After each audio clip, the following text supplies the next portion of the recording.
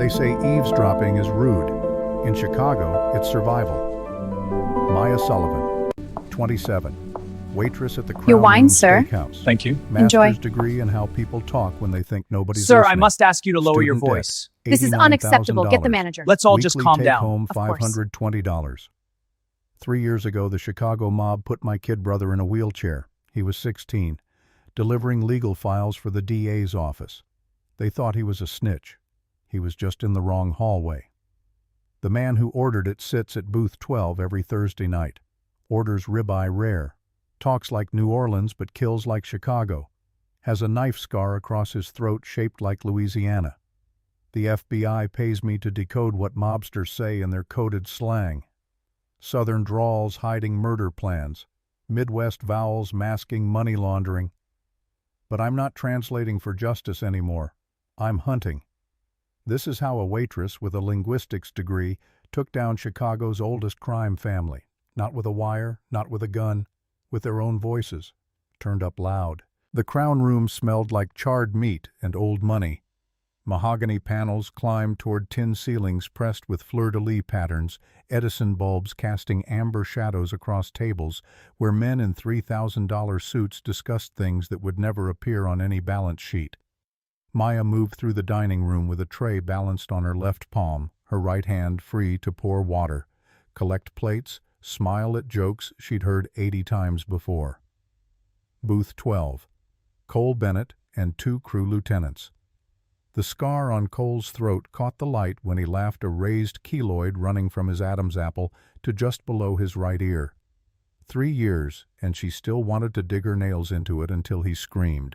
She approached with fresh bread, her face a practiced mask of pleasant invisibility. Cole didn't look up. His fingers drummed against the leather seat, gold rings catching light.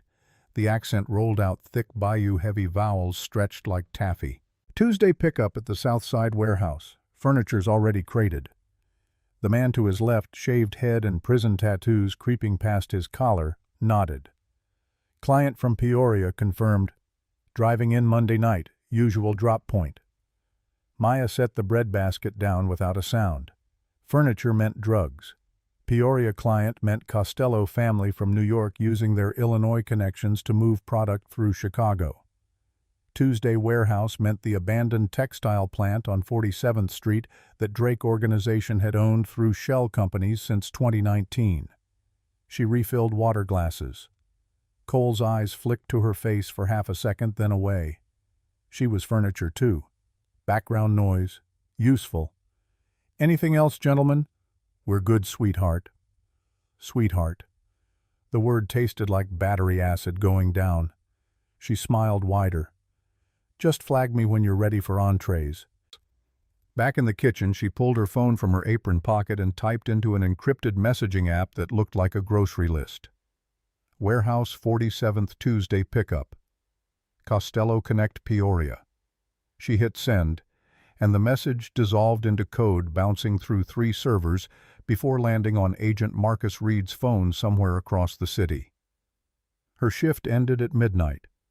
She changed out of the uniform in the employee bathroom, black slacks and white button-down, traded for jeans and a Northwestern hoodie Tyler had given her before the shooting. The fabric still smelled faintly of his cologne even after 3 years of washing. She couldn't let it go. The L train rattled north toward her studio apartment in Rogers Park. At this hour, the car was half empty, just her and a sleeping man who smelled like cheap vodka and missed opportunities. Maya stared at her reflection in the dark window superimposed over the blur of buildings and graffiti-tagged walls. Her face looked older than 27, tired in a way that sleep couldn't fix. Her phone buzzed. Reed. Gold Star Echo. Confirms Costello Pipeline. Weekly report due tomorrow, 900. She typed back, understood. The apartment was a 4th-floor walk-up, 450 square feet of peeling paint, and a radiator that clanked like a dying animal. She unlocked 3 deadbolts and pushed inside, dropping her bag on the kitchen counter that doubled as a desk. The place was exactly as she'd left it that morning. Bed, unmade dishes, and the sink stack of medical bills on the table next to her laptop. She booted up the computer and pulled up the encrypted folder marked dialects_research that contained 2 years of FBI audio files. Her real job, the one that paid $2,000 per report instead of $520 per week. The files were labeled by date and source. Court-approved wiretaps mostly captured from phones the FBI had flagged in their organized crime investigations. Some recordings were crystal clear. Others were muddy, distorted by distance or cheap equipment. That's where Maya came in. She clicked on the most recent batch from last week. Cole Bennett's voice filled her headphones, discussing shipping manifests and union contracts in language that sounded legitimate until you understood the code. She transcribed every word, noting the phonetic markers that placed his origins in the Louisiana Bayou country, probably St. Bernard Parish, based on the way he dropped certain consonants. Then she cross-referenced the slang terms with known criminal vocabulary databases the FBI maintained. Furniture, clients, pickups, cleaning services, renovations, drugs, buyers, deliveries, money laundering, murders. She worked until 2 a.m. until her eyes burned and her neck ached from hunching over the keyboard. The report was thorough, 16 pages of linguistic analysis and behavioral predictions. She saved it to an encrypted drive and scheduled it to upload at 9 a.m. sharp. Then she allowed herself to think about Tyler. The call came in at 2:47 a.m. on a Tuesday in March 3 years ago. Maya had been asleep in her dorm room at the University of Chicago halfway through her master's thesis on phonetic drift in American criminal organizations. The voice on the other end was a nurse from Northwestern Memorial. "Your brother's been shot. Critical condition. You need to come now." She'd run through the streets in her pajamas and winter coat, no shoes, just socks on frozen pavement. The ER was a blur of fluorescent lights and blood, and doctors shouting medical terms she didn't understand. Tyler was on a gurney, his face white as chalk, his chest rising and falling in mechanical rhythm controlled by a breathing tube. The bullet had entered through his lower back and exited just left of his spine, shattered 2 vertebrae. The surgeon explained in careful, emotionless language that the spinal cord damage was extensive. Paralysis from the waist down. Permanent. Tyler had been walking out of the Cook County DA's office, where he worked part-time as a courier minimum wage job to help pay his community college tuition. He was carrying a manila envelope marked Drake Organization, Union Corruption Evidence, that a paralegal had asked him to drop off at the federal courthouse 3 blocks away. He never made it to the courthouse. The shooter had been waiting on the courthouse steps. 1 shot. Close range. Tyler said he remembered the voice before everything went black. "This one's for the DA." Deep Bayou accent. A flash of a scar on the man's throat as he leaned over to check if Tyler was dead. The police investigation went nowhere. No witnesses except Tyler, who was barely conscious. No cameras on that particular corner due to construction. The detective assigned to the case filed it under gang violence random and moved on. But Maya knew better. She'd started recording Tyler's voice in the hospital, asking him to repeat what he remembered over and over until the phonetic patterns were burned into her brain. Then she'd started listening. Every audio file she could access through her university research connections. Every wiretap the FBI made public through FOIA requests. Every court recording of organized crime trials. 6 months of listening. And then she heard it. Cole Bennett, testifying in a racketeering case, granted immunity in exchange for information on a rival crew. His voice was a perfect match. The vowel elongations, the dropped final consonants, the slight nasalization on certain words. New Orleans, St. Bernard Parish, 94% probability. She'd brought the analysis to the police. They'd dismissed it. Linguistic evidence wasn't admissible on its own. No physical proof. No warrant for a new investigation. So she'd taken it to the FBI. Agent Marcus Reed had been skeptical at first. A graduate student with a vendetta wasn't exactly a reliable intelligence source, but he'd listened to her presentation, reviewed her methodology, checked her academic credentials. Then he'd pulled up Cole Bennett's file. Cole Bennett, enforcer for the Drake Organization, suspected in 14 murders over the past decade. Never convicted. Always an alibi. Always just clean enough to avoid prosecution. Reed had made her an offer. Work for us. Freelance audio analyst. We have terabytes of recordings from organized crime surveillance. Phone taps, wire intercepts, informant recordings. We need someone who can identify speakers, detect lies through vocal stress patterns, trace regional origins. Your thesis work on criminal dialect evolution makes you uniquely qualified. She'd asked about Tyler's case. Reed had been honest, brutally so. We can't promise justice, but we can promise that when we bring down the Drake organization, everyone involved in your brother's shooting will face consequences, including Cole Bennett. Help us build the case, get paid for your expertise, and when the indictments come, you'll have closure. The pay was $2,000 per comprehensive report. She could do 2 a month while working full-time. It covered Tyler's medical bills that insurance wouldn't touch, the experimental physical therapy, the antidepressants, the wheelchair modifications for the accessible apartment she'd moved him into after he got out of the hospital. For 2 years, she'd been Reed's best asset, codename Echo. She'd identified 47 different speakers across the FBI's organized crime recordings, traced connections between Chicago crews and operations in 6 other states, provided evidence that led to 3 successful RICO prosecutions, but never the Drake organization. They were too careful, too insulated, too smart, until Reed suggested the Crown Room. The restaurant was a known meeting spot for Drake family associates, high-end enough to discourage law enforcement attention, private enough for sensitive conversations. If Maya could get hired as waitstaff, she'd have direct access to intelligence the FBI couldn't capture through traditional surveillance. It had taken her 3 months to get the job, another 6 months to work her way up to serving the VIP section where Booth 12 was located. Another year of careful, patient listening. Now she had enough intel to confirm what the FBI had suspected. The Drake organization was expanding, partnering with the Costello family from New York to move heroin through Chicago's O'Hare cargo terminals, using legitimate construction and waste management contracts as fronts for money laundering, corrupting union officials, judges, city aldermen, and Cole Bennett was the enforcer who made sure nobody talked. Maya's alarm went off at 6 a.m. She'd slept 3 hours. It wasn't enough, but it never was. She showered, dressed in clean jeans and a sweater, and caught the train south to Reed's office in the Federal Building downtown. The meeting was always the same. Sterile conference room coffee that tasted like burnt rubber. Reed reviewing her reports with the intensity of a man who saw retirement approaching and needed one final legacy case. He was 55, gray haircut, military short face, lined with the kind of exhaustion that came from 25 years of chasing criminals who were always one step ahead.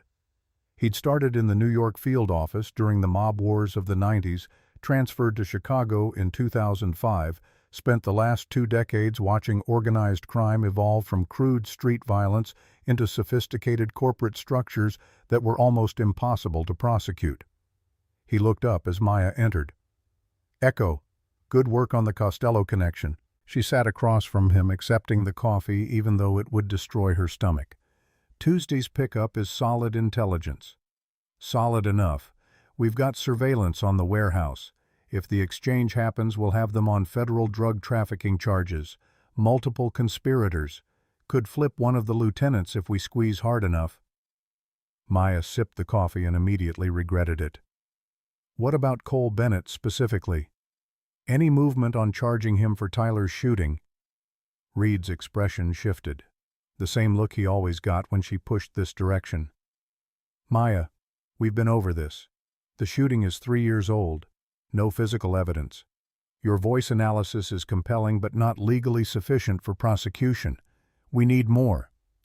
You said when you brought down the Drake organization, everyone involved would face consequences. And they will. But we have to build the case methodically. RICO charges take time. We go after Bennett for the shooting now with what we have, and we blow the entire investigation. He walks on a technicality, and we lose our chance at the bigger fish." The bigger fish. Always the bigger fish. Maya set down the coffee. "How much longer?" 6 months. Maybe a year. We're close, Maya. Closer than we've ever been. The Costello connection is the break we needed. If we can document the drug pipeline, the money laundering, the union corruption, we can bring RICO charges against Robert Drake himself, top of the organization. When the Don falls, everyone underneath falls with him. And Tyler waits another year in a wheelchair. Reed leaned forward, elbows on the table. I know this is hard, but you're doing important work, real work. You've helped us build cases that put dangerous people in prison. That matters. It mattered, but it didn't feel like enough. The meeting ended with the usual handoff. Reed passed her an envelope with $2,000 in cash, untraceable. The FBI couldn't officially pay confidential informants through normal channels without creating paper trails that defense attorneys could subpoena. So it was cash, and Maya didn't ask where it came from. She pocketed the money and left. The train ride back north took 40 minutes. She stopped at the bank and deposited half the cash into the account that paid Tyler's medical bills. The other half went into a separate savings account marked Mayo Clinic. The Mayo Clinic in Rochester, Minnesota was running an experimental spinal cord regeneration trial using stem cell therapy and bioelectric stimulation. The treatment cost $400,000 up front, not covered by insurance, not available through any legitimate financial aid program. Her current balance $47,000. At this rate, she'd have enough in 7 years. Tyler would be 26, if he made it that long. The facility was on the north side, a renovated warehouse converted into accessible apartments for people with permanent disabilities. The building smelled like industrial cleaner, and the specific sadness that came from young lives interrupted. Maya signed in at the front desk and took the elevator to the 3rd floor. Tyler's apartment was small but functional. Wide doorways for the wheelchair, grab bars in the bathroom, a hospital bed that could adjust electronically. He was sitting by the window when she entered, staring out at the street below with the blank expression he wore most days now. He'd lost weight since the shooting. Not from lack of food, but from the depression that had settled into his bones like fog. The antidepressants helped some days. Other days he just stared. Maya set a bag of groceries on the counter. Brought your favorites. That Thai place on Clark you like. Tyler didn't turn from the window. You don't have to keep doing this, Maya. Doing what? Pretending there's a future where I'm not stuck in this chair. She moved to stand next to him, following his gaze to the street where people walked freely, running to catch buses, jogging with dogs, living lives that weren't defined by what their bodies couldn't do anymore. The Mayo Clinic trial. Costs $400,000. You've been saving for 2 years. You've got, what, 50 grand? You'll be 40 before you have enough. I'll be dead. The words landed like a slap. Don't talk like that. Why not? It's true. I've got pills, Maya. Enough to make it stop. I think about it every day. Her throat closed. She knelt next to the wheelchair, forcing him to look at her. I'm working on something. Something bigger than the savings account. Just give me time. Tyler's eyes were hollow. Time's the only thing I've got. And it's worthless. She stayed for an hour, unpacking groceries, making small talk. He barely responded to checking his medication schedule. When she left, he was back at the window, staring at nothing. The train ride to the Crown Room for her evening shift felt longer than usual. She changed into her uniform in the staff bathroom, tied her hair back, checked her reflection. The mask slid into place. Pleasant, invisible, useful. Booth 12 was already occupied when she entered the dining room. Cole Bennett and 3 men she didn't recognize. One of them had the clean-cut look of someone who'd come from money Italian leather shoes and a watch that cost more than her annual salary. She approached with menus. Evening, gentlemen. Can I start you with drinks? Cole glanced up. For one suspended second, his eyes locked on hers. Something flickered in his expression. Recognition. Suspicion. Then it was gone. Bourbon. Neat. The Pappy Van Winkle. She wrote it down, took the other orders, headed to the bar. Her hands were steady, but her pulse hammered against her ribs. Had he recognized her? Impossible. She'd been careful. Tyler's last name was Sullivan, same as hers, but common enough. The police report from the shooting had been buried in bureaucracy. No media coverage, no reason for Cole to connect a waitress at the Crown Room to a courier shot 3 years ago. She delivered the drinks. Cole was deep in conversation, accent thick. The construction contracts are locked. City alderman signed off yesterday. We start demolition on the West Loop project next month. The clean-cut man nodded. What about the union dispute? Handled. Shop steward got a reminder about how things work in this city. Maya refilled water glasses and disappeared back into the kitchen. Her phone was in her apron. She typed quickly. Construction West Loop demolition next month. Union intimidation confirmed. The rest of the shift was routine. Serve, listen, smile. Collect tips that were always too generous because men like Cole Bennett believed money bought invisibility from the help. At 11 p.m., a new customer entered. Alone. He waited at the host stand until Maya's manager directed him to a table in her section. Not booth 12, a two-top near the window with a view of the Chicago River reflecting city lights. The man was mid-30s, dark hair graying at the temples, wearing a suit that fit with the precision of custom tailoring. When he sat, she noticed his hands. No rings, clean nails, the hands of someone who didn't do physical labor. She approached with a menu. Good evening. Welcome to the Crown Room. He looked up and smiled. It was a careful smile. Practiced. Thank you. I've heard excellent things about this place. Can I start you with something to drink? What do you recommend? The question caught her off guard. Most customers at the Crown Room knew exactly what they wanted. Bourbon, scotch, wine lists memorized down to the vintage. The sommelier suggests the Barolo if you're having the ribeye, the Bordeaux if you prefer the lamb. I'll trust your expertise. The Barolo then, and yes, the ribeye, rare. She wrote it down. Excellent choice. As she turned to leave, he spoke again. You know art. She stopped. Excuse me. He gestured to the bronze sculpture on the sideboard near the entrance. Frederick Remington's The Bronco Buster, a cowboy on a rearing horse frozen in mid-motion. The Remington. Original casting or reproduction? Maya glanced at the sculpture. She'd walked past it 1,000 times without really seeing it. I'm not sure. It's original. 1895.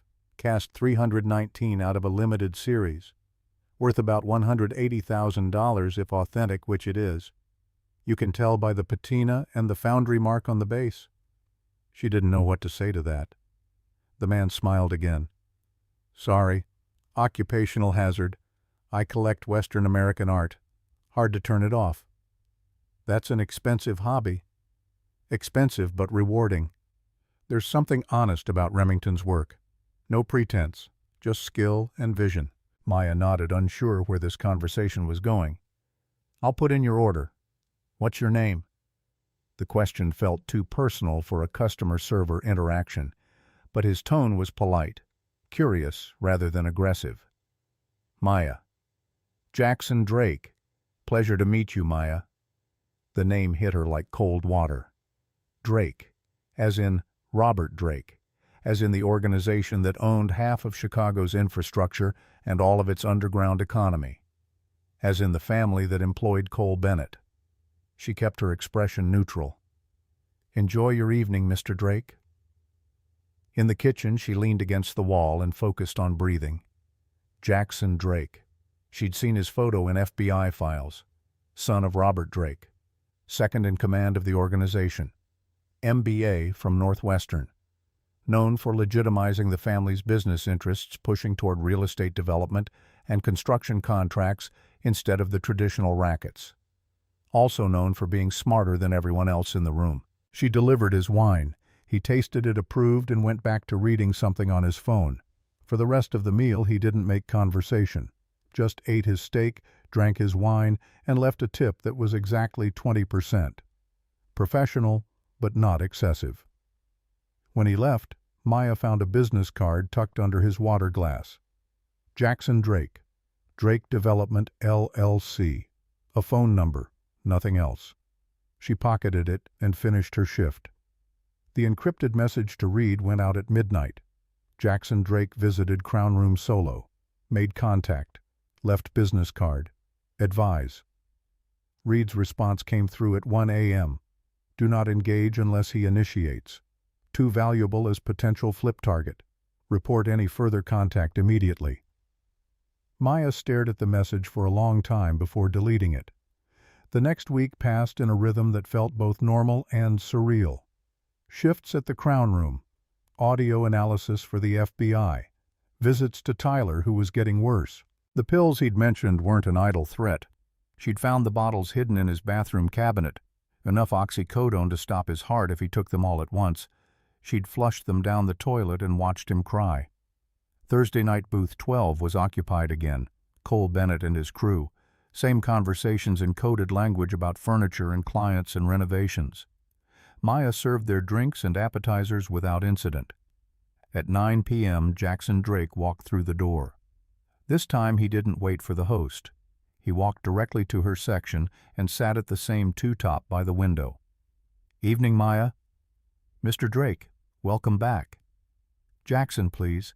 Mr. Drake is my father and he's terrifying." She almost smiled. "The Barolo again. You remember. I'm impressed." "It's my job to remember." "Is it?" The question had weight to it. She met his eyes. They were dark brown, almost black, and watching her with an intensity that made her skin prickle. "Can I get you anything else?" "Company, actually. When's your break?" Warning bells went off in her head. Every instinct screamed to decline politely and walk away. But Reed's words echoed, too valuable as potential flip target. "I have 15 minutes at 10. "Perfect. I'll wait." Her break came and she found him still at the table, having finished his meal. He gestured to the empty chair across from him. "Please." She sat hyper-aware of the weight of her phone in her apron pocket.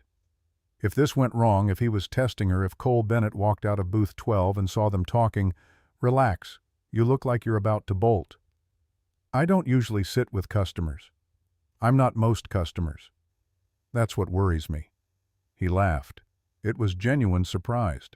"Fair enough. Let me be direct then. You're not a typical waitress. The way you carry yourself, the vocabulary you use, the fact that you correctly pronounced Barolo without hesitation. You've got education, probably graduate level, so what's someone like you doing serving steaks to men like me?" The question was too perceptive. She needed to deflect without lying obviously enough to trigger suspicion. "Student loans, medical bills, the usual American dream." "Medical bills? My brother. Car accident 3 years ago. Paralyzed from the waist down. Insurance doesn't cover everything." It was true enough, just not the whole truth. Jackson's expression shifted, something that looked like genuine empathy. "I'm sorry. That's brutal." "It is what it is." "And the education?" "What did you study?" "Linguistics, University of Chicago." "Linguistics, that's specific. What drew you to it?" She could feel the conversation sliding into dangerous territory, but lying would be worse than careful truth. "I'm fascinated by how people communicate. The hidden patterns in speech, what accents reveal about origin and identity, how word choice betrays intention." Jackson leaned back in his chair, studying her. "So you're sitting here listening to conversations all night, analyzing accents, mapping social networks through linguistic patterns? That's not serving steaks, that's field research." Her blood went cold. He smiled. "Don't panic. I'm not accusing you of anything. I'm impressed. Most people go through life deaf to subtext. You've trained yourself to hear what people aren't saying. That's a rare skill." "It's just a hobby." "No, it's a gift. And gifts like that shouldn't be wasted on a job that pays minimum wage plus tips." Before she could respond, her manager appeared at the table. "Maya, your break's over." She stood quickly, grateful for the escape. Jackson stood too. "Think about what I said. If you ever want to do more than wait tables, call me. I'm always looking for intelligent people." He left another 20% tip and walked out. That night, lying in bed at 2 a.m., Maya turned the business card over in her fingers. Jackson Drake. Too smart. Too observant. Too dangerous. But also too important to ignore. Reed's response to her report was terse. "Maintain distance. Do not initiate contact. He's fishing. Let him work for it. 2 days later, her apartment was ransacked. She came home from a morning shift to find the door hanging open, one hinge broken. Inside was chaos. Drawers emptied onto the floor, mattress slashed open, her laptop gone, the medical bills scattered like confetti. On the bathroom mirror, written in her own lipstick, "Curiosity killed the cat." Below it, taped to the glass, was a photograph. Tyler asleep in his wheelchair at the facility. Someone had been inside his apartment, had stood close enough to take a photo while he slept. The message was clear. "We're watching. We know where he is. Stop asking questions." Maya called Reed. He arrived 30 minutes later with 2 other agents, bagged the lipstick as evidence, photographed everything. Asked questions. She answered on autopilot. When they left, she sat on her ruined mattress and let herself shake. Her phone rang. Unknown number. She almost didn't answer. "Maya Sullivan," Jackson Drake's voice. "How did you get this number?" "I have resources. Listen, I heard about your apartment. Are you okay?" "How did you—" "Word travels, especially when it involves people I'm interested in. You need a safe place to stay." Every alarm in her head was screaming. This was too convenient, too perfectly timed. "I'm fine." "You're not fine. Someone broke into your home and threatened you. That's not fine. I have a guest room in my place. Security, privacy, no strings." "Why would you help me?" "Because you're smart and you're in trouble, and I don't like seeing smart people get hurt by stupid thugs. Also selfishly because I think you could be useful to me. But mostly the first thing." "Useful how?" "I'm trying to build something legitimate. Real estate development. High-rise construction. Clean business with clean money. But I'm surrounded by people who think legitimate means weak. I need advisors who can think strategically, read people, understand power dynamics. You can do all of that." It was a pitch, a recruitment speech. And it was working because she had nowhere else to go, and Tyler was vulnerable, and Reed's protection was a fantasy that existed only in conference rooms. "I need to think about it." "Take your time. But Maya, whoever did this to your place, they're not going to stop. They're going to escalate. And you being alone in a broken apartment with a busted door lock is an invitation for round 2. He gave her an address in the Gold Coast, high-rise overlooking Lake Michigan. "Doorman knows to expect you, any time, day or night." He hung up. Maya sat in the wreckage of her home and made calculations. The FBI couldn't protect her. Not really.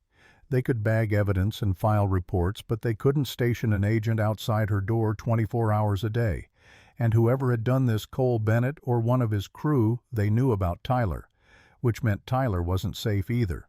But Jackson Drake had security, resources, and he wanted something from her, which meant he had a vested interest in keeping her alive. She packed a bag, clothes, toiletries, the business card, her backup phone with the encrypted FBI app. The cab ride to the Gold Coast took 20 minutes. The building was glass and steel, 40 stories of luxury apartments with a lobby that looked like a museum. The doorman checked his list and waved her through. 40th floor, corner unit. The elevator opened directly into the apartment because of course it did. Jackson was waiting. He'd traded the suit for jeans and a sweater, looking younger and less dangerous than he did at the restaurant. "Thank you for coming." The apartment was stunning. Floor-to-ceiling windows overlooking the lake, hardwood floors, art on the walls, original pieces that made the Remington at the Crown Room look modest. Western landscapes, Bierstadt, Catlin, a bronze sculpture she didn't recognize but knew was expensive. He showed her the guest room, king bed, private bathroom, a lock on the door from the inside. "You're safe here, I promise." She wanted to believe him. That night she lay awake in a bed that cost more than her entire apartment's furniture combined and wondered what the hell she'd just done. Her phone buzzed. "Reed, where are you?" She typed back. "Staying with a friend. Apartment not secure." "What friend?" She didn't answer. 3 days passed. She went to work, served tables, listened to Cole Bennett discuss furniture deliveries and Peoria clients. came back to Jackson's apartment and ate takeout on a balcony overlooking the city.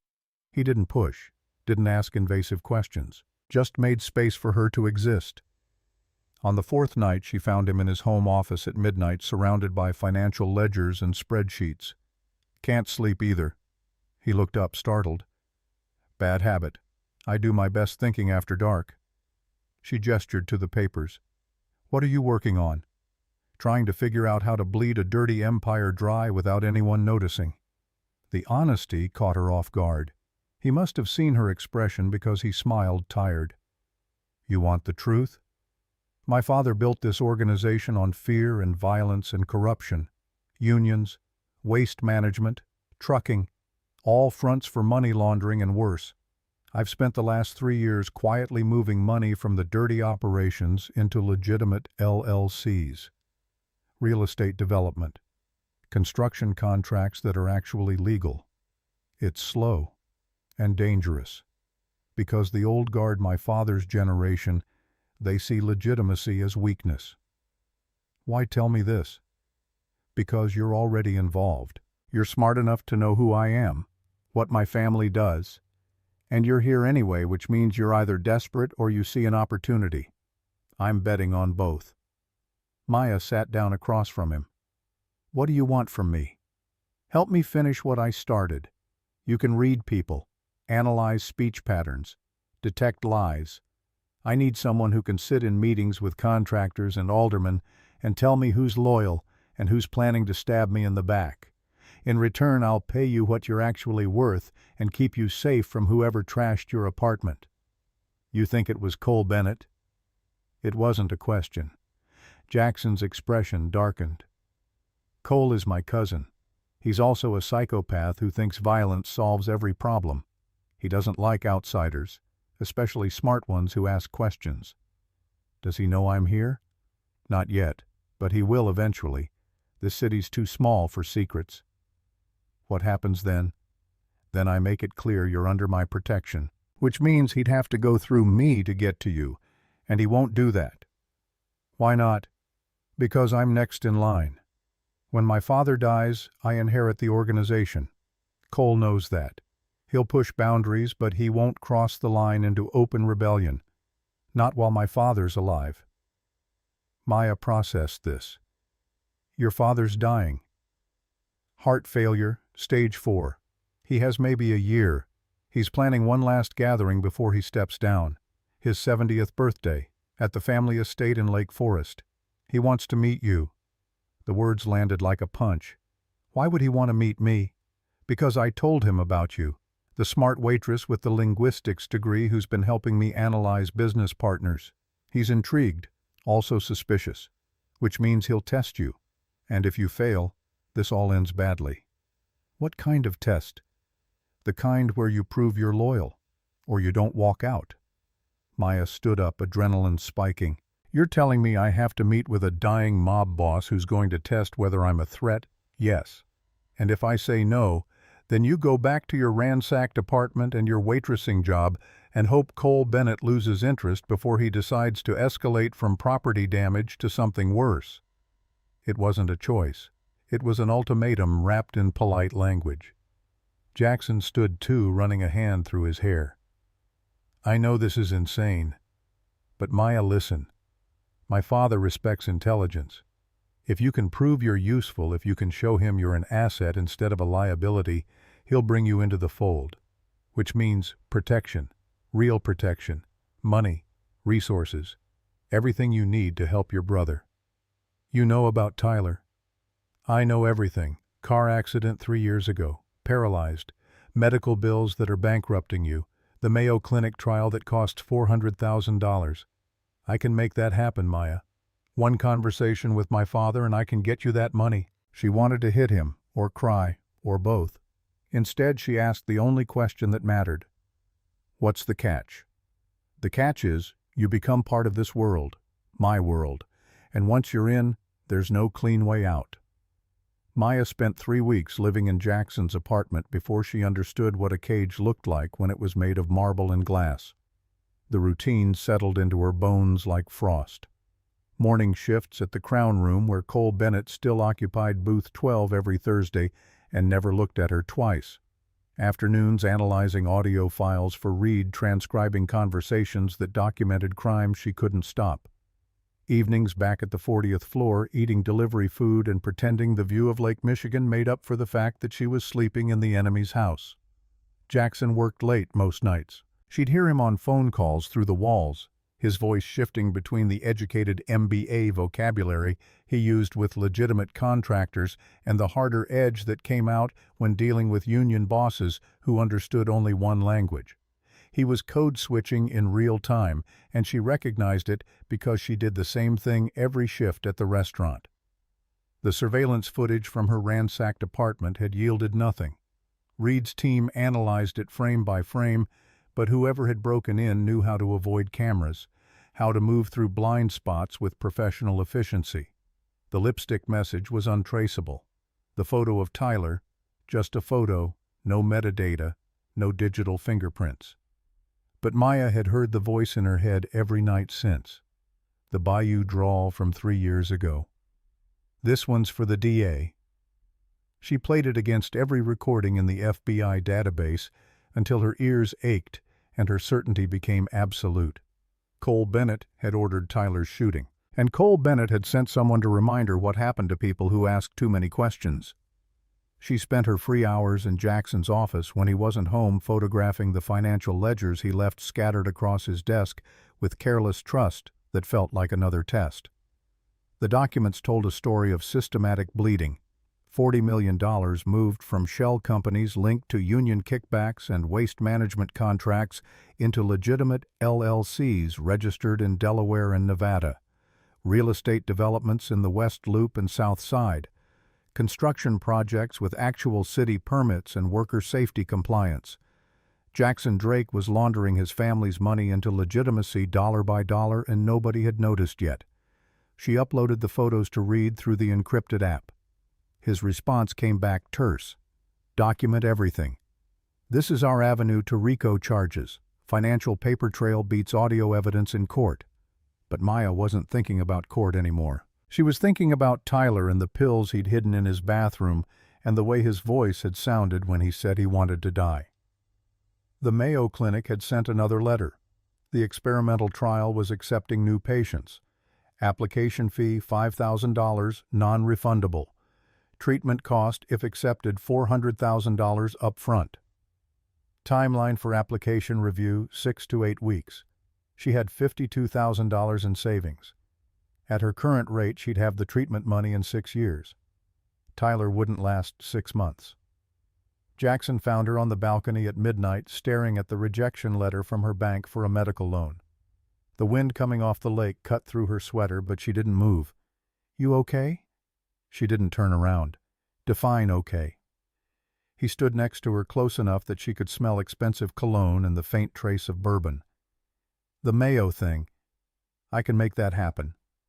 I don't want your dirty money." "All money's dirty, Maya. The only difference is how many times it's been washed." She finally looked at him. The city lights reflected in his eyes, making them look less human and more like the predator he'd been raised to be. "What do you want in exchange?" "Come to my father's birthday, meet him, prove you're useful. After that, the money's yours, no strings." "There are always strings." "Fair. Then let me be clear about what they are. My father will test you. He'll push to see if you break. If you pass, you're in. If you fail, you walk away and we never speak again. But either way, your brother gets his surgery. I'll fund it myself if the family doesn't." "Why would you do that?" "Because I've seen the medical bills on your kitchen counter. Because I know what it's like to watch someone you love suffer and be powerless to stop it. And because selfishly I think having you in my corner is worth $500,000. The honesty was more dangerous than any lie. Maya folded the rejection letter into precise quarters. "When's the party?" "Saturday, 3 days." "What kind of test?" "The kind where you prove you're not FBI." Her blood turned to ice water. Jackson must have seen her expression because he laughed sharp and humorless. "Relax. He doesn't actually think you're FBI. If he did, you'd already be in the Chicago River wearing concrete shoes. but he'll test the theory anyway because that's who he is. Paranoid, thorough, still alive at 68 because he never trusts anyone completely. What do I do? Be yourself. Be smart. And whatever happens, don't lie to him. He can smell lies like sharks smell blood. The next morning, Maya met Reed at a coffee shop in Lincoln Park, far enough from the Crown Room in Jackson's building that casual surveillance wouldn't flag it. He looked worse than usual, exhaustion carved into lines around his eyes. "You're playing a dangerous game." She sipped black coffee that tasted like ashes. "I don't have a choice." "You always have a choice. Walk away. We'll get you into witness protection. New identity. Your brother, too. And the Mayo trial witness protection doesn't cover experimental medical treatment that costs $500,000. Reed had no answer for that. She pulled out her phone and showed him the photos of Jackson's ledgers. Page after page of financial transfers, shell company formations, real estate acquisitions.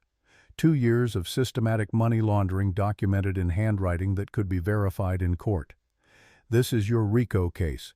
Everything you need to bring charges against Robert Drake and everyone under him. Reed studied the images with the intensity of a man who'd spent 25 years chasing shadows and finally found something solid. "Where did you get these?" "Jackson's home office. He leaves them out. He knows you're photographing them." It wasn't a question. Maya had suspected the same thing. The casual way Jackson left sensitive documents on his desk, the unlocked file cabinets, the office door always open when she was home. "If he knows why, let me do it. Because he wants his father brought down just as much as we do. He's using you to build the case he can't build himself without being labeled a traitor." The thought sat heavy in her chest. "So I'm being played by both sides. Welcome to undercover work. Everyone's using everyone. The only question is who gets what they want when the dust settles." He leaned forward, voice dropping. "Saturday, Robert Drake's birthday. You're going." "Jackson invited me."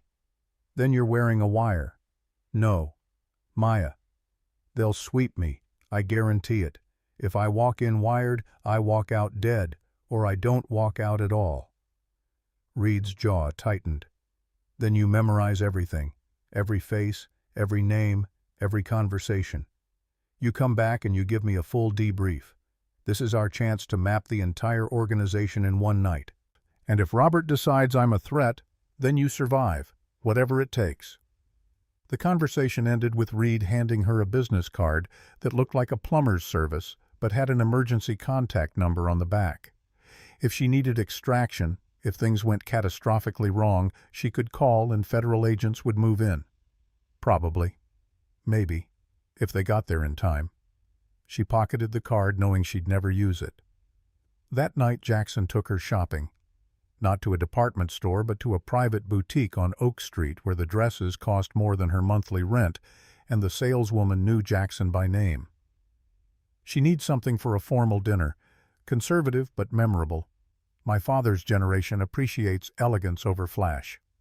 The saleswoman, silver-haired and sharp-eyed, circled Maya like a predator assessing prey. "Size 4? 2?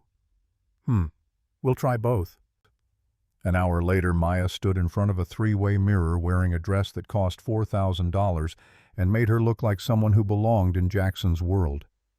Navy silk, knee-length, understated except for the way it fit like it had been made for her body specifically. Jackson nodded approval. "Perfect. Sophisticated enough for my father to respect. Simple enough that you won't outshine the men's egos." "I'm an accessory." "No. You're a statement. There's a difference." He paid cash. They walked out with the dress in a garment bag, and Maya feeling like she'd just signed a contract written in invisible ink. Friday night Tyler called. His voice was steadier than it had been in months, which immediately set off alarm bells. "Maya, I need to tell you something." She sat on the edge of Jackson's guest bed, gripping the phone. "What's wrong?" "I remember more about the shooting, the voice, the man. I've been working with the facility's therapist on trauma processing and things are coming back." Her heart hammered. "What do you remember?" "The accent. You asked me about it 3 years ago and I said Louisiana. But it wasn't just Louisiana. It was specific. New Orleans, the Ninth Ward. I grew up watching enough Saints games to recognize the dialect. And the scar. It wasn't from a knife fight. It was surgical. Tracheotomy scar. Someone cut his throat to save his life and it healed rough. New Orleans, Ninth Ward, tracheotomy. The pieces clicked together with terrible clarity. Cole Bennett. FBI file said he'd survived a near drowning as a teenager in Hurricane Katrina. Emergency tracheotomy performed by a paramedic in a flooded hospital. The scar was famous in certain circles, a mark that identified him as clearly as a fingerprint. Tyler listened to me very carefully. Do not tell anyone else this information. Not the therapist, not the facility staff, no one. Why? Because the man who shot you is connected to people I'm dealing with right now. And if word gets out that you're remembering details, you become a target again. The silence on the other end was heavy with understanding. Maya, what are you involved in? Something that's going to get you into that Mayo trial. But I need you to trust me and stay quiet for a little while longer. How long? A week, maybe less. Can you do that? Yeah, but sis, be careful. These people, whoever they are, they already tried to kill me once. I know, that's why I'm doing this. She hung up and immediately called Reed. He answered on the first ring. Tyler's remembering details about the shooting, specific dialect markers, the tracheotomy scar. He can identify Cole Bennett. Reed's intake of breath was sharp. That changes everything. If Tyler can testify, he's not testifying. He's a target the second word gets out that he's a viable witness. You know that. Maya, this is exactly what we need to bring charges. Eyewitness testimony combined with your phonetic analysis and the financial documents. We can build a case that puts Bennett away for attempted murder and ties him to the Drake organization for conspiracy. After Saturday. Let me get through this dinner first. If I come at Bennett now, it tips our hand before we're ready. Reed was silent for a long moment. You're protecting Jackson Drake. I'm protecting my brother. Same thing at this point. He wasn't wrong. Saturday arrived with unseasonable warmth, October sunshine that felt like a cruel joke. Maya dressed in the navy silk and stared at her reflection, barely recognizing the woman looking back. She'd pulled her hair into a low bun, minimal makeup, pearl earrings that Jackson had left on her dresser that morning with a note. These belong to my mother. Wear them for luck. The car arrived at noon. Not a limo, but a black SUV with tinted windows and a driver who looked like he bench-pressed small cars for fun. Jackson sat in the back wearing a charcoal suit that probably cost more than the dress. You look perfect. I look terrified. Good. Fear keeps you sharp. The drive north took 90 minutes. They passed through suburbs that got progressively wealthier houses, becoming estates, lawns, becoming acreage. Lake Forest was old money, pretending it had never heard of new money mansions tucked behind stone walls and iron gates. The Drake estate sat on 20 acres overlooking the lake. The main house was Georgian Revival white columns and red brick, the kind of architecture that screamed inherited wealth and family legacy. Security was everywhere but subtle. Cameras in the trees, men in dark suits positioned at intervals along the circular driveway. Jackson's hand found hers as they exited the SUV. Remember, be honest, be smart. Don't volunteer information, but don't dodge questions.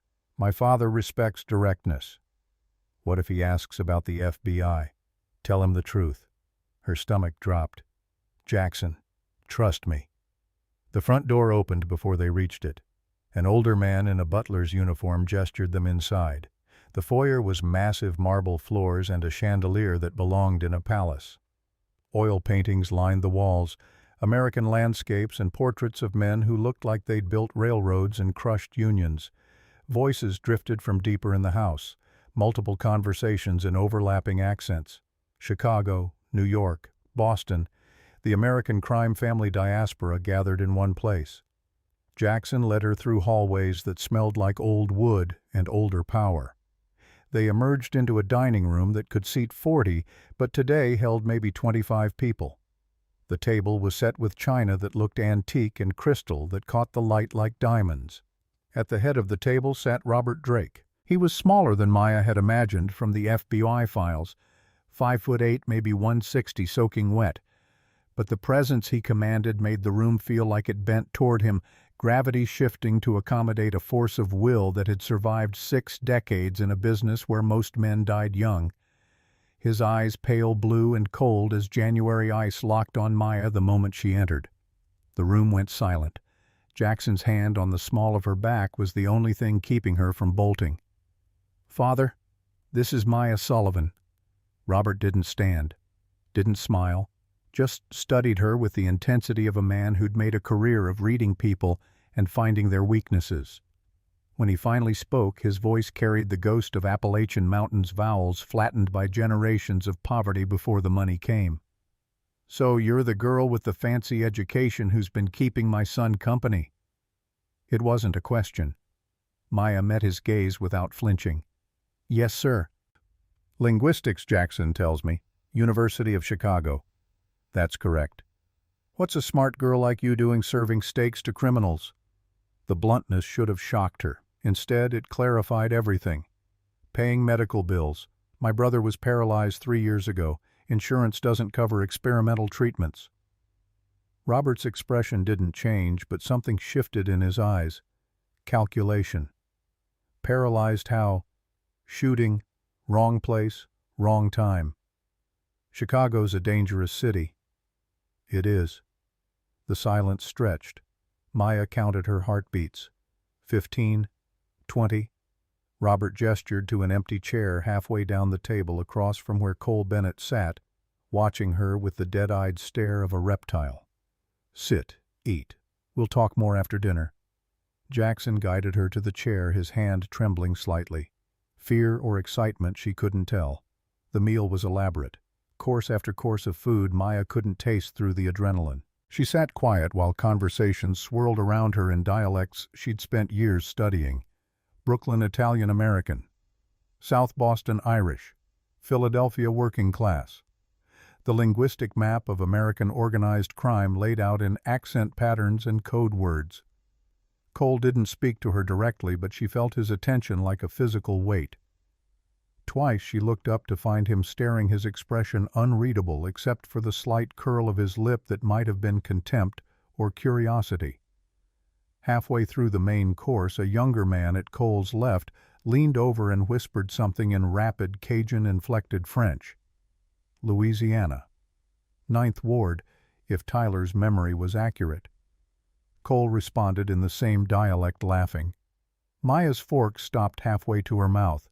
She understood every word. They were discussing her, calling her Jackson's whore, speculating about whether she was pretty enough to be worth the trouble she'd cause, debating how long before she got bored and went looking for a bigger payday.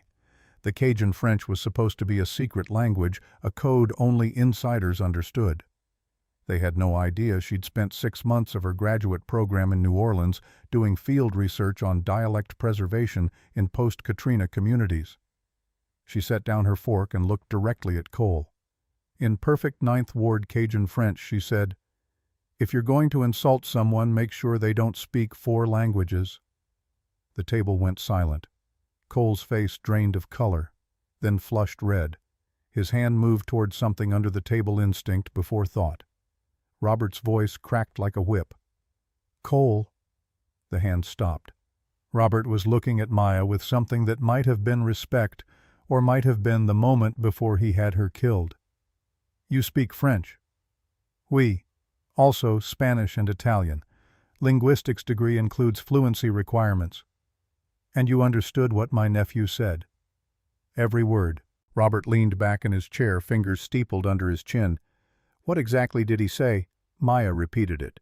In English, word for word, including the parts about Jackson's taste in women and speculation about her motivations. Cole looked like he wanted to crawl under the table. Robert's laugh was sudden and genuine, a sound that seemed to surprise everyone, including himself. "Well, you've got spine, I'll give you that." He waved a hand and servers appeared to clear plates. The meal was over. "Coffee in the library. Maya, you'll join me." It wasn't a request. The library was everything a crime boss's study should be. Floor-to-ceiling books, leather furniture, a desk that looked like it had witnessed decades of decisions that shaped Chicago's underworld. Robert settled into a wingback chair and gestured for Maya to sit across from him. Jackson started to follow, but Robert stopped him with a look. "Private conversation, son. Wait outside." Jackson hesitated, then left, closing the door behind him. Maya was alone with the man who'd built an empire on violence and fear. Robert poured 2 glasses of bourbon from a crystal decanter, offered one to Maya. She took it, unsure if refusing would be insulting. "You handled Cole well. Most people fold when he turns that dead-eye stare on them." "I've dealt with worse." "Have you?" Again, not a question. He sipped his bourbon, watching her over the rim of the glass. "Jackson thinks you're smart, useful, wants to bring you into the family business." Maya said nothing. "I think you're FBI." The words hit like a punch, but she kept her expression neutral. "I'm not." "Then what are you?" The moment of truth. Reed's warning echoed in her head. Don't lie. He'll smell it. So Maya told the truth. "I'm a freelance audio analyst. The FBI contracts me to transcribe and analyze wiretap recordings, criminal speech patterns, dialect identification. I've been doing it for 2 years. Robert's expression didn't change. "Why?" "Money, like I said, medical bills for my brother." "And the FBI knows you're here?" "Yes." "They sent you to spy on my family?" "No. They told me to stay away from Jackson. I came anyway." That got a reaction. Robert's eyebrows rose. "Why?" "Because I need $400,000 and Jackson offered to help. The FBI pays me $2,000 per report. At that rate I'd be 50 before I could afford my brother's treatment. Jackson can make it happen in a week." "So you're not loyal to the FBI?" "I'm loyal to my brother. Everyone else is a means to an end." Robert set down his bourbon and leaned forward, elbows on his knees. "Here's what's going to happen. You're going to tell me everything the FBI knows about my organization. Every wiretap, every witness, every scrap of evidence they've collected. And then you're going to go back to your handler and tell him you failed to infiltrate my family. You're going to quit working for them. And if I don't, then your brother's experimental treatment becomes permanent paralysis because you'll both be at the bottom of Lake Michigan." The threat was delivered calmly, matter-of-fact, like discussing weather. Maya's hands were steady when she picked up her bourbon and took a drink. The burn helped her focus. "The FBI has 2 years of audio recordings, wiretaps from phones registered to your shell companies. They know about the Costello family drug pipeline through O'Hare. They know about the union corruption and the construction contract kickbacks. They have Cole's voice on tape discussing enforcement actions, including at least 3 murders. And they have financial documents showing money laundering through real estate LLCs. Robert's face was stone. "How do they have financial documents?" Maya pulled the business card Reed had given her from her clutch and slid it across the coffee table. The emergency extraction number. "This is my FBI handler's direct line, Agent Marcus Reed. He's been running me for 2 years. He wanted me to wear a wire tonight. I refused because I knew you'd sweep me and I'd be dead. Instead, I photographed financial ledgers from Jackson's office, bank transfers, shell company formations, everything needed for RICO charges." The silence was absolute. Maya continued, voice steady. "But here's what the FBI doesn't know. They don't know that Jackson's been systematically bleeding the dirty operations dry to fund legitimate businesses. They think he's laundering money. He is. But he's laundering it toward legitimacy, not cycling it back into crime. They don't know that you're dying and planning to retire. They don't know that Cole's been talking to the Costello family about a potential coup if Jackson takes over. And they definitely don't know that Cole Bennett is the one who ordered the hit on my brother 3 years ago." Robert's hand moved so fast Maya didn't see it until the gun was pointed at her face. A revolver, chrome-plated hammer cocked. "Explain." Her mouth was desert dry, but her voice didn't shake. "Tyler was working as a courier for the Cook County DA's office. He delivered a package containing evidence about Drake Organization union corruption. Someone in the DA's office tipped Cole. Cole ordered the hit to send a message. The shooter was one of his crew. Louisiana accent. 9th Ward. Same dialect I heard at dinner tonight. Tyler survived, but the investigation went nowhere because the detective assigned was either incompetent or paid off. Robert didn't lower the gun. And you came here into my house knowing my nephew tried to kill your brother. Yes. Why? Because the FBI can't give me justice. They can give me a trial that takes 5 years and maybe puts Cole in prison for 10 with good behavior. I don't want a trial. I want Cole's life destroyed the way he destroyed Tyler's. And I want my brother walking again. You can give me both. Robert studied her for a long moment. Then he lowered the gun, setting it on the table between them. You've got balls, girl. Stupid, suicidal balls, but balls nonetheless. He stood and walked to the window overlooking the lake. Sunset painted the water in shades of blood and gold. Cole's been a problem for a while. Ambitious, reckless, thinks violence is a strategy instead of a last resort. I've kept him in check because he's family and because he's useful. But if what you're saying is true, if he's talking to the Costellos about moving against Jackson, then he's crossed a line. It's true, the FBI has recordings. Then here's my offer. You bring me those recordings. Proof of Cole's betrayal. In exchange, I'll give you Cole, not dead. Worse, I'll strip him of everything. Money, status, power. Force him to watch while the world he built crumbles. And I'll fund your brother's treatment. All $400,000. Maya's heart hammered. What about the FBI? You quit. Tell them the investigation's burned. I'll make sure they lose their wiretaps, their witnesses, their evidence. My lawyers are better than their prosecutors. Without you, they have nothing that'll stick in court. And Jackson, Robert turned from the window. Jackson gets what he wants. A clean business. A legitimate legacy. I'm dying, Maya. 6 months, maybe a year if I'm lucky. I don't have time to rebuild what Cole's going to destroy if I don't stop him now. Jackson's smart enough to take this organization into the future, but he needs help. Someone who can read people, navigate power, make hard decisions. He thinks that's you. What do you think? I think you walked into a room full of killers and called my nephew a coward to his face in a language he thought was secret. I think you're either brilliant or insane, probably both. Either way, you're exactly what this family needs to survive the next generation. Maya stood, legs unsteady but determination solid. I want Cole. I want the money. And I want a guarantee that Tyler stays safe. He doesn't testify. He doesn't get pulled into this. He gets his treatment and a quiet life where nobody from your world ever touches him again. Robert extended his hand. Deal. She shook it, sealing a bargain with the devil. The door opened. Jackson stood there pale and tense. Everything okay? Robert smiled, paternal and cold. Your girl just solved our Cole problem. Welcome her to the family. Maya walked out of the library on shaking legs.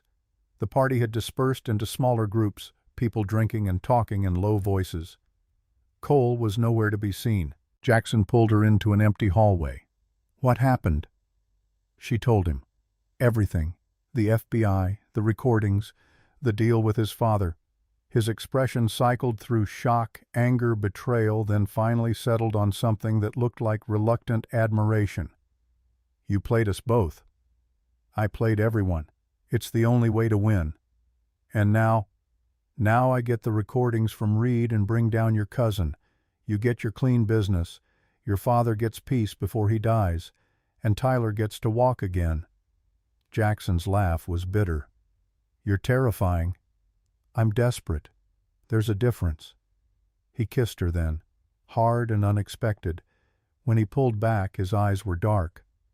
Don't ever lie to me again. I won't have to. After this, all my secrets are on the table.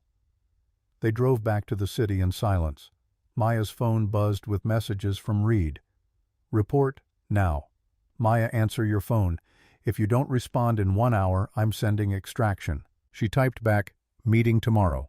0900. Safe house. I have a proposal. His response was immediate. What kind of proposal? The kind where everybody gets what they want. That's not how this works. Tomorrow, 900. Be there." She turned off her phone. That night alone in Jackson's guest room, Maya stared at the ceiling and calculated costs. She'd betrayed the FBI, made a deal with a dying mob boss, committed to destroying a man who'd tried to kill her brother, fallen into some undefined territory with Jackson that was definitely not professional and probably catastrophically stupid. But Tyler would walk again, and Cole Bennett would pay. Sometimes the price of justice was becoming the thing you were fighting against. She could live with that. The safe house was a third-floor walk-up in Pilsen, sandwiched between a taqueria and a laundromat that never seemed to have customers. Reed was already there when Maya arrived at 9, sitting at a folding table with cold coffee and the expression of a man who'd spent the night running worst-case scenarios. He stood when she entered. "You went dark for 18 hours. Do you have any idea what—" "I made a deal with Robert Drake." The words stopped him mid-sentence. He sat back down slowly, like his legs had forgotten how to hold him. "Explain." Maya pulled out her phone and placed it on the table. Still off. She'd left it that way deliberately, knowing the Bureau could track even powered-down devices if they wanted badly enough. "Robert knows I work for you. I told him everything. The wiretaps, the financial documents, the RICO investigation. All of it." Reed's face went through 3 shades of red before settling on a dangerous purple. "You did what?" "I also told him about Cole Bennett ordering the hit on Tyler. And I told him Cole's planning a coup with the Costello family. Robert wants proof. If I deliver recordings of Cole's betrayal, he'll hand Cole over to me. Not to you. To me. He'll also fund Tyler's Mayo Clinic treatment and make sure the FBI loses every piece of evidence you've collected on the Drake organization." Reed stood so fast his chair tipped backward. "You just burned a 2-year investigation. You compromised yourself as an asset. You Christ Maya, you've committed half a dozen federal crimes including obstruction of justice. I could arrest you right now. But you won't. Why the hell not? Because I'm about to give you something better than the Drake organization. I'm going to give you a corrupt FBI agent." The room went silent, except for the sound of traffic outside and someone's radio playing corridos through thin walls. Reed's voice dropped to barely above a whisper. "What are you talking about?" Maya pulled an envelope from her bag. Inside were photos she'd taken with her backup phone, the one Reed didn't know existed. Pictures of Reed meeting with Cole Bennett at a diner on the South Side. Time-stamped 2 years ago, week before Tyler's shooting. She spread them across the table. "You've been feeding Cole information about ongoing investigations, wiretap locations, witness names, evidence collection timelines. That's how the Drake organization has stayed ahead of every prosecution for the past 5 years. That's why Tyler's shooting investigation went nowhere. The detective assigned was incompetent, sure. But you made sure it stayed buried because you couldn't risk Cole getting arrested and flipping on you." Reed stared at the photos like they were written in a language he'd forgotten how to read.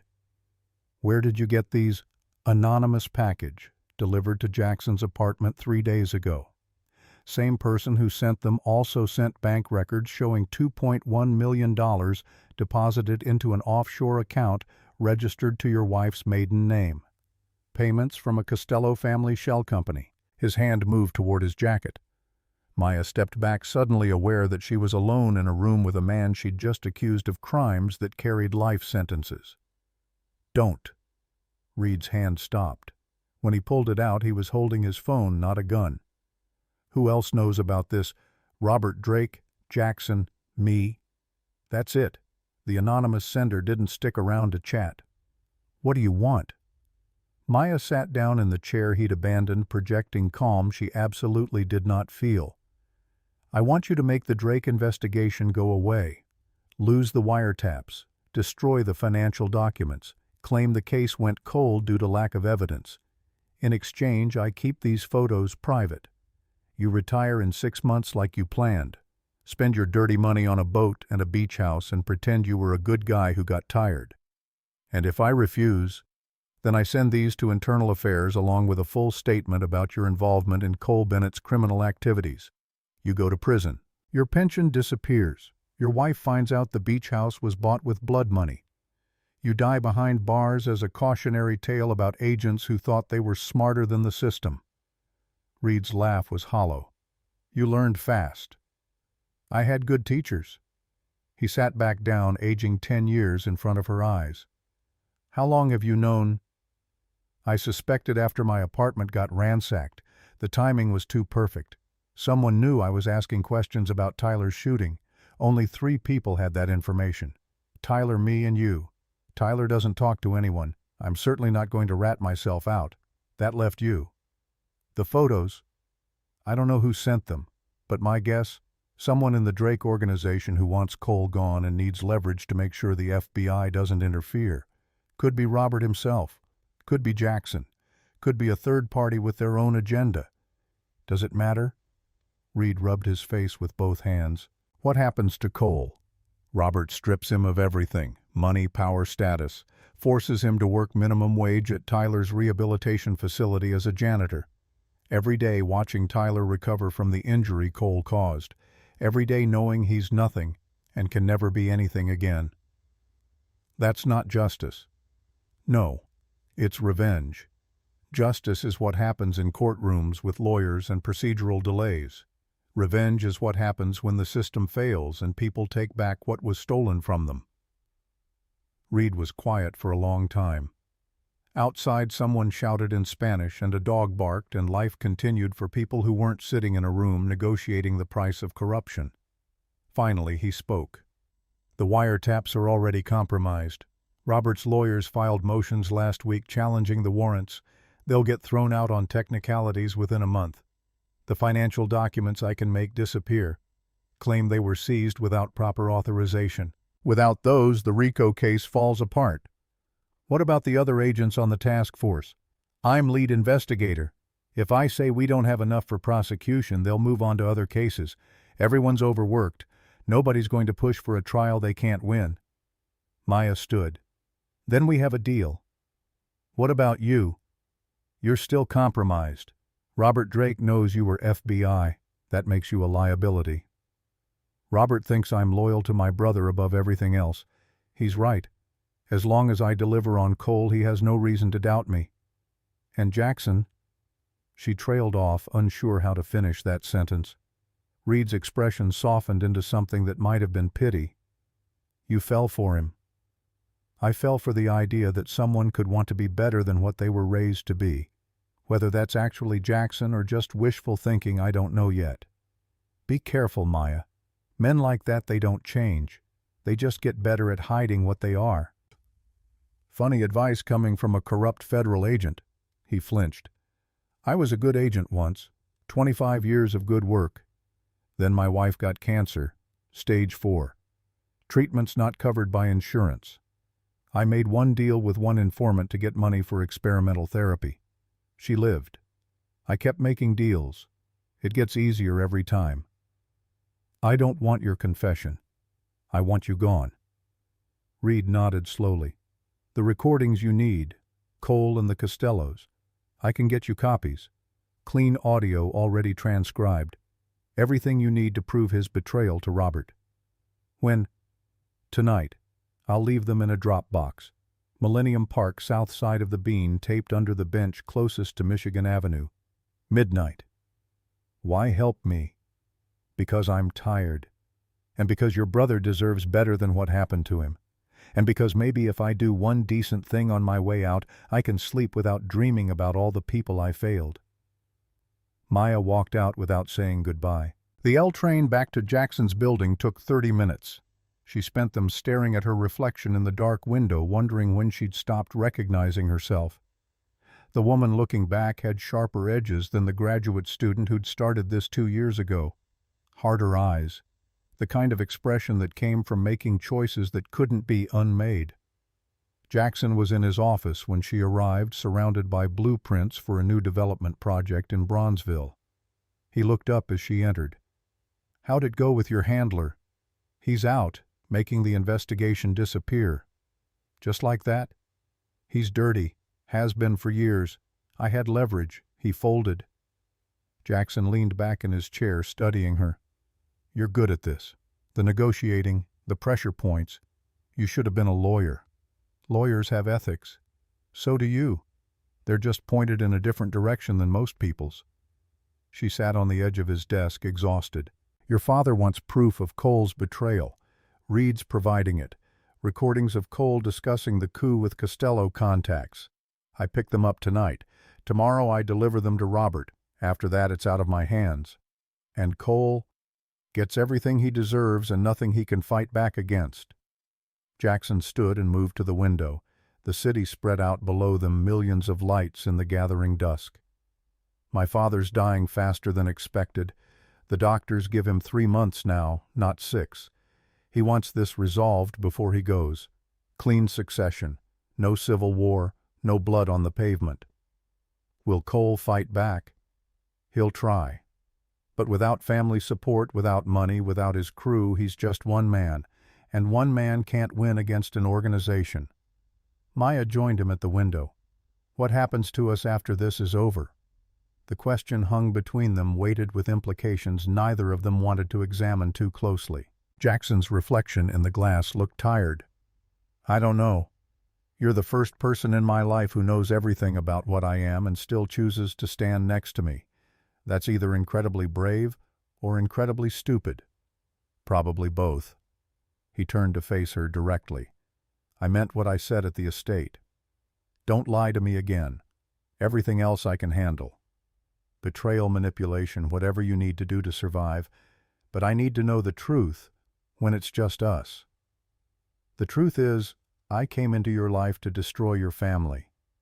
I stayed because I started believing you might actually be different. I don't know if that's real, or if I'm just good at convincing myself of comfortable lies. That's honest, at least. It's all I've got. They stood in silence until the city lights blurred together and Maya's phone alarm reminded her it was time to retrieve Reed's package. Millennium Park at midnight was nearly empty. A few homeless people sleeping on benches, a couple of drunk college kids taking selfies. Maya walked past the Cloudgate sculpture, the bean's reflective surface distorting the city into abstract shapes. The bench Reed had specified was occupied by a man reading a newspaper in the dark. She sat on the opposite end and waited. After 30 seconds, he stood and walked away, leaving the newspaper behind. Taped under the bench was a manila envelope sealed with evidence tape that had been carefully peeled and replaced. Inside were 3 USB drives labeled with dates and locations. She pocketed them and left. Back at the apartment, she plugged the first drive into her laptop. The audio files were organized by date, each one labeled with participant names and location data. She clicked on the most recent.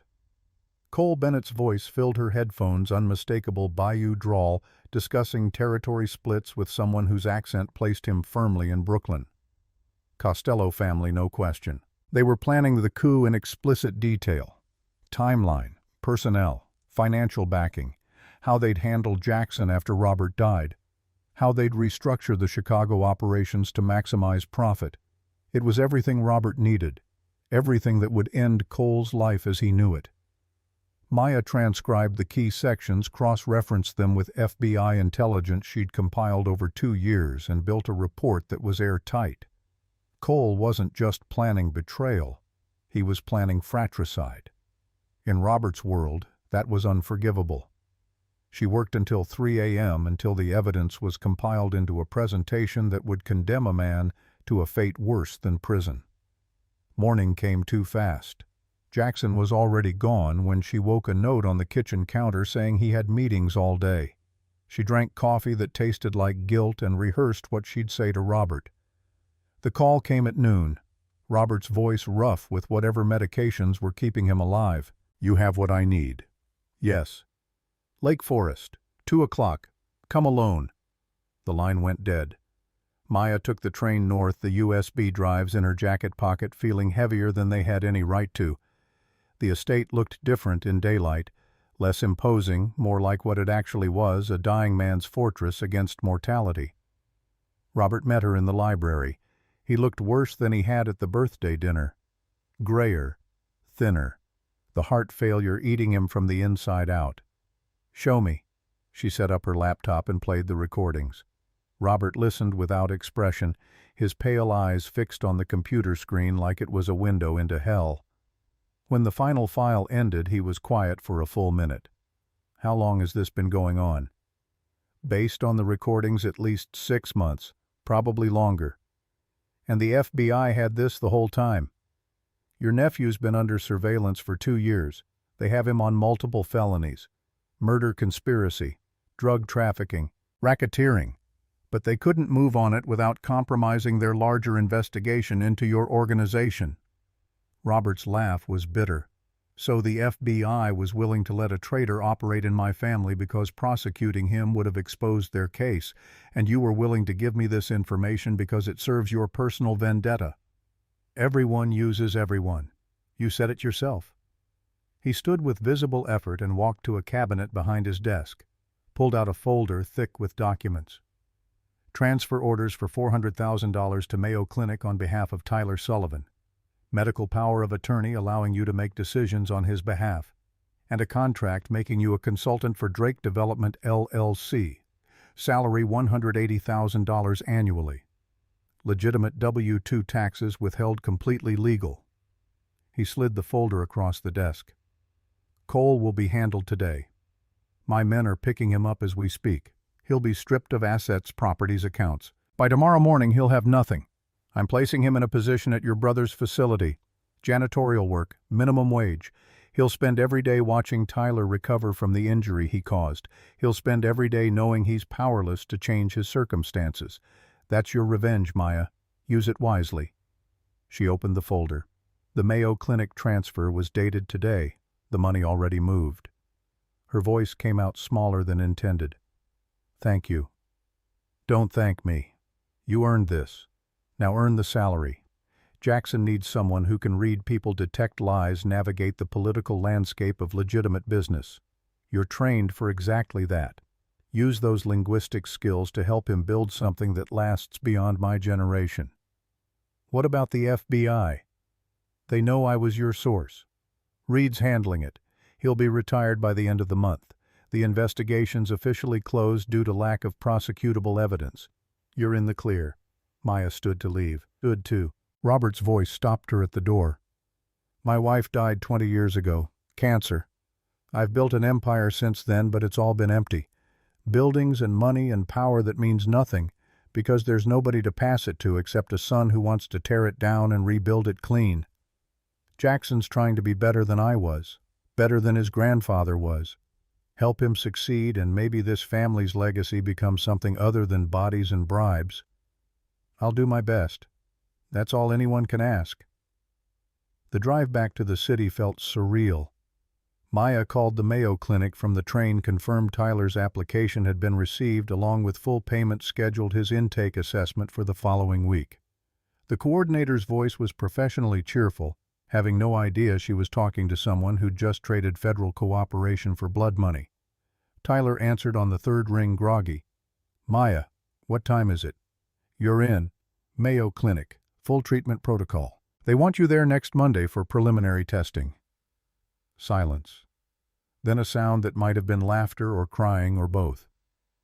How the money? I got a consulting job, legitimate work, good salary, paid signing bonus that covered the treatment cost. What kind of consulting? Linguistic analysis for a development company, using my degree for something other than transcribing criminals. It was true enough. Tyler didn't need to know which criminals or whose development company or what she'd traded to make it happen. His voice broke. I'm going to walk again. You're going to walk again. After she hung up, Maya let herself cry. Just for a minute. Just enough to release the pressure that had been building for 3 years. Then she wiped her face and went back to Jackson's apartment to pack. He found her that evening, suitcase open on the guest bed, her few possessions sorted into piles. You're leaving. I'm getting my own place. Can't be your house guest forever. You could stay, as more than a guest. The offer hung in the air between them, complicated and tempting and probably disastrous. Maya zipped the suitcase. Ask me again in 6 months. After Tyler's treatment. After Cole's settled into his new reality. After we both have time to figure out if this is real or just trauma bonding." "Fair enough." He helped her carry her bags down to a cab. Before she got in, he pulled her close forehead resting against hers. "Thank you for everything, for being honest even when it hurt, for helping my father find peace before he dies, for believing I could be something other than what I was raised to be. You haven't proved that yet. Then I better get started." She kissed him once quick and fierce, then climbed into the cab before she could change her mind. The new apartment was in Andersonville, a studio that cost more than she'd ever paid for rent, but less than she could now afford. She unpacked slowly, finding places for clothes and books and the framed photo of Tyler from before the shooting, back when his smile reached his eyes. Her phone buzzed. Unknown number. She almost didn't answer. "Maya Sullivan." The voice was female, professional, unfamiliar. "Who's asking?" "My name is Caroline Reeves. I'm an attorney representing several former associates of Cole Bennett. I understand you recently provided information that led to his change in circumstances." Maya's blood went cold. "I don't know what you're talking about." "Of course. I'm calling to inform you that Mr. Bennett has been moved to a supervised work placement at a rehabilitation facility on the north side. Should you wish to verify his compliance with the terms of his arrangement, visiting hours are posted online. I'm also calling to let you know that certain parties are very pleased with your discretion in this matter." Certain parties. People who prefer legitimate business practices and peaceful transitions of power. People who believe the best revenge isn't destruction but transformation. You've helped facilitate both. Consider this a professional courtesy call. The line went dead. Maya stared at her phone, trying to process. Someone beyond Robert and Jackson knew what she'd done. Someone with enough power to have lawyers make courtesy calls and vague threats disguised as compliments. She was in deeper than she'd thought, and there was no clean way out. 3 weeks later, Maya stood outside Northside Rehabilitation Center watching through the glass doors as Cole Bennett mopped the lobby floor. He wore a janitor's uniform name tag, identifying him as just another employee. His movements were mechanical, defeated, the dead-eyed stare replaced by something worse. Awareness of exactly how far he'd fallen. Tyler was in physical therapy on the second floor, working with the Mayo Clinic's satellite team on pre-treatment conditioning. Maya had visited him yesterday, watched him use parallel bars to support himself for 10 seconds of standing, progress measured in heartbeats and tears. Cole would watch that progress every day, would see Tyler improve while his own life remained frozen in consequence. Maya didn't go inside. She didn't need to see Cole up close to know justice had been served. Not legal justice, not the kind that came with trials and sentencing hearings, but the kind that meant something when the system failed. Her phone rang. "Jackson. Dinner tonight? There's someone I want you to meet." "Who?" "Real estate developer from Boston, considering a partnership on the Bronzeville project. I need you to read him, tell me if he's legitimate or if he's going to screw us." "That's not really my expertise." "You identified Cole's betrayal from voice patterns and linguistic tells. You've got exactly the expertise I need. Dinner's at 7. Wear something that says professional consultant, not waitress." She almost said no. Almost told him she was done playing games in his world. But Tyler needed ongoing medical care. And she needed the salary. And some part of her, the part that had spent 2 years listening to criminals and learning their language, wanted to see if she could actually help build something instead of just tearing things down. "Fine. 7 o'clock. But I'm picking the restaurant." "Deal." That night, Maya sat across from a developer whose Boston accent had Brooklyn undertones and whose word choices suggested he'd learned business English as an adult. She listened to him pitch his vision for mixed-use development, his financing structure, his timeline for construction. After 20 minutes, she knew he was lying about his financial backing and hiding connections to a New Jersey construction firm flagged in 3 fraud investigations. She excused herself to the restroom and texted Jackson. "He's dirty. Money's coming from Jersey mob fronts. Don't sign anything." Jackson's response was immediate. "How sure? 94%. Same certainty as my academic work." The dinner ended politely. No deal signed. The developer left frustrated, and Jackson pulled Maya aside in the restaurant's vestibule. "You just saved me from a multi-million-dollar partnership with people who would have used my company to launder dirty money through legitimate development. That's exactly what I'm trying to avoid." "Then stop taking meetings with people who learned English from watching The Sopranos." He laughed, surprised and genuine. "This is going to work. You and me. This consulting arrangement. You're going to help me build something clean. Or I'm going to become so complicit in your world that I can't tell the difference between clean and dirty anymore. Then we'll figure it out together." They walked to the parking garage where his car waited. The city spread around them, Chicago at night, beautiful and brutal, and full of people making compromises they'd never planned on making. Maya's phone buzzed. Email from Mayo Clinic. Tyler's preliminary tests showed promising nerve response. Treatment start date confirmed for 3 weeks from today. Estimated recovery timeline 18 to 24 months of intensive therapy, but projected outcome was positive. He would walk again. She showed Jackson the email. "This is because of you. Because you took the deal. Because you did what needed doing.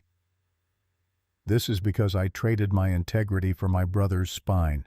Let's not romanticize it. Integrity's overrated. Results matter. Tyler walking again matters. The rest is just moral philosophy professors debating angels on pinheads." Maybe he was right. Maybe results were all that mattered in the end. Or maybe she'd crossed so many lines that she couldn't see the boundaries anymore. 6 months later, Robert Drake died peacefully in his sleep at the estate in Lake Forest. The funeral was private, just family and close associates. Maya attended at Jackson's request, standing in the back of the church, while a priest who'd probably never met Robert delivered generic platitudes about faith and legacy. Cole wasn't there. He was at work mopping floors at the rehabilitation center per his employment contract. Jackson delivered the eulogy. He talked about his father as a builder, a provider, a man who'd started with nothing and created an empire. He didn't mention how the empire was built or what it had cost. He didn't mention the bodies or the bribes or the decades of corruption. He talked about legacy, about the responsibility of inheritance, about building something that would last beyond one man's lifetime. After the service, Jackson found Maya in the parking lot. "He left you something. In the will." "What?" "A letter. He wrote it a week before he died." He handed her an envelope, expensive stationery, Robert's handwriting, surprisingly elegant. "Maya, you came into my home and told me the truth when lying would have been safer. You helped my son become the man I always hoped he'd be, but never had the courage to push him toward. You got justice for your brother without destroying my family in the process. That takes intelligence and restraint most people don't possess. Use both wisely. This world needs builders more than destroyers. Be a builder. R.D." She folded the letter and tucked it into her jacket. "Your father was a complicated man. He was a criminal who wanted his son to be better. Turns out that's pretty common. Everyone wants their kids to avoid their mistakes. Are you better?" Jackson looked at the church, at the assembled mourners filing out at the city visible beyond the cemetery gates. "I'm trying. That's all I can promise." It was enough. For now. That evening, Maya visited Tyler at his new apartment, the one paid for by her Drake development salary. He was practicing with his walker, taking slow, careful steps from the kitchen to the living room while his physical therapist supervised. 10 steps, then 20. Then he sat down exhausted and triumphant. "Mayo says at this rate I'll be on crutches by Christmas, walking unassisted by next summer. That's incredible. I know who paid for this, Maya. Not some mysterious consulting job. I'm not stupid." She tensed. "What do you know?" "I know Cole Bennett works as a janitor at my rehab center. I know he was there within 2 weeks of you starting your new job. I know you told me to stay quiet about remembering his voice, and then suddenly I'm getting experimental treatment that costs $500,000. I did the math." Maya sat down across from him. "Are you angry?" "No. I'm grateful and terrified, because whatever you did to make this happen, it wasn't legal. and it probably wasn't safe. And you did it anyway because you love me. I did it because the system failed you and someone had to make it right. By joining the people who hurt me in the first place. By using them. There's a difference. Tyler shook his head. I don't know if there is, but I'm walking again, so maybe the difference doesn't matter. They sat in silence until the therapist packed up and left and the sun set over Chicago and the city's lights came on one by one. Maya's phone buzzed. Jackson, dinner, just us, no business. She typed back, where surprise, car's picking you up at 8.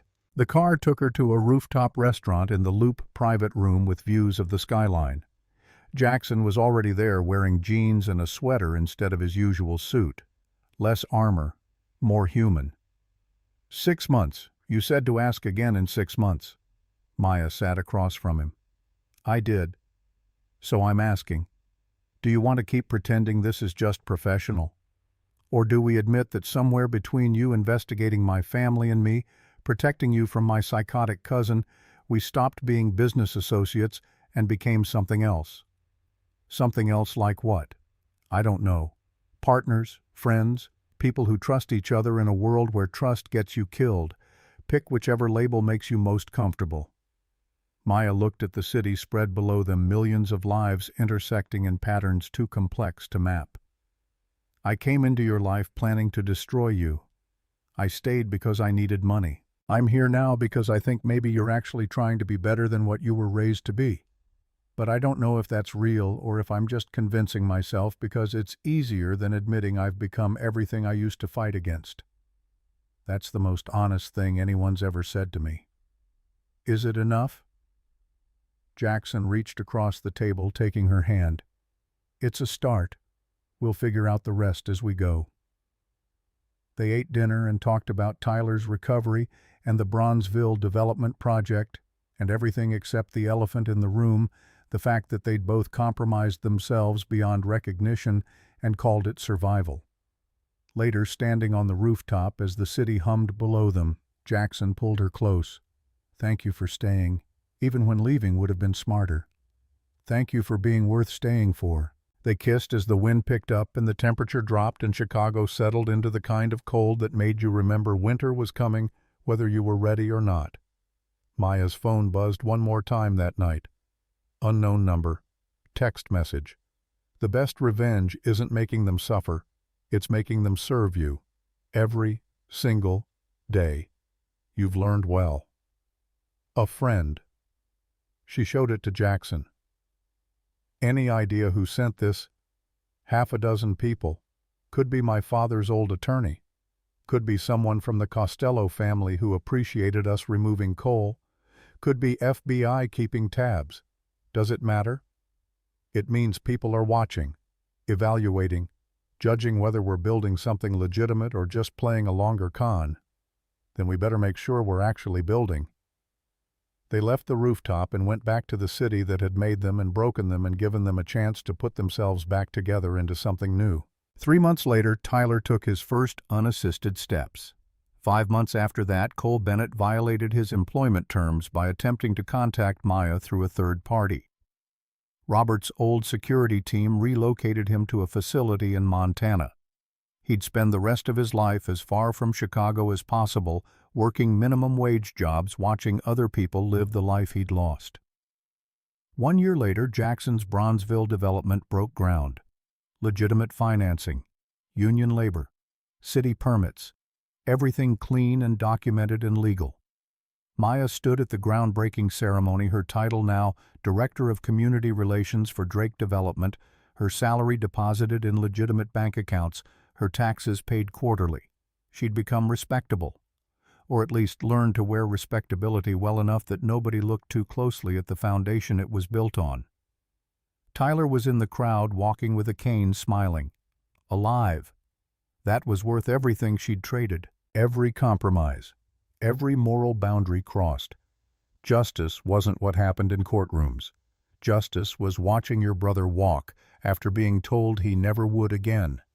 Justice was seeing monsters reduced to nothing while victims rebuilt their lives. The rest was just philosophy.